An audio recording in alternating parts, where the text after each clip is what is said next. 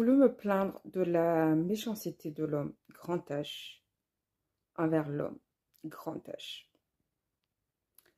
Puis, je me suis souvenu que souvent ce n'était pas de la méchanceté, c'était juste de la maladresse, tout simplement.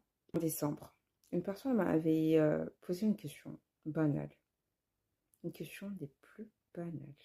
Et cette question m'a mise dans un état pas possible.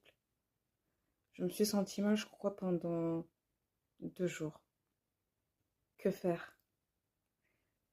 Cette personne n'a aucune idée des bagages que je trimballe. Elle n'a aucune idée des plaies émotionnelles que j'ai, de la profondeur de mes plaies émotionnelles. Qu'est-ce que j'appelle plaies émotionnelles? Ce sont ces choses qui nous font terriblement mal, dont personne ou très peu de personnes n'ont idée. Alors, la question que cette personne a posée, comment est-ce que je l'ai senti? Prenons l'image d'une plaie. C'était comme si la personne prenait une baguette et qu'elle venait dans cette plaie. Elle la triturait. Il mettait du poivre. Retournait la baguette dans tous les sens. Bah, c'est pareil pour les plaies émotionnelles. Et elles sont malheureusement extrêmement ou extrêmement difficiles à soigner ou des fois jamais elles ne vont être soignées. Et quand je dis ça, je ne suis pas défaitiste.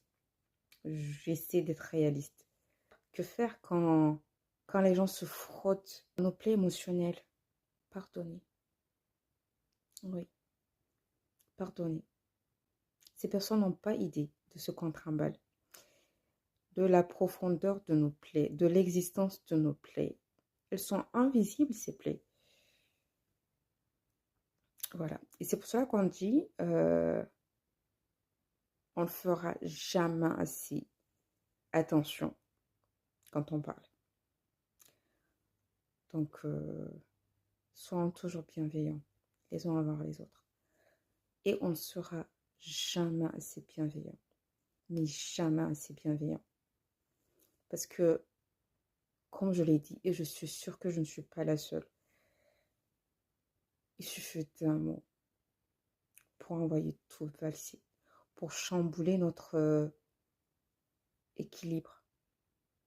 Sur ce, encore plus de bienveillance.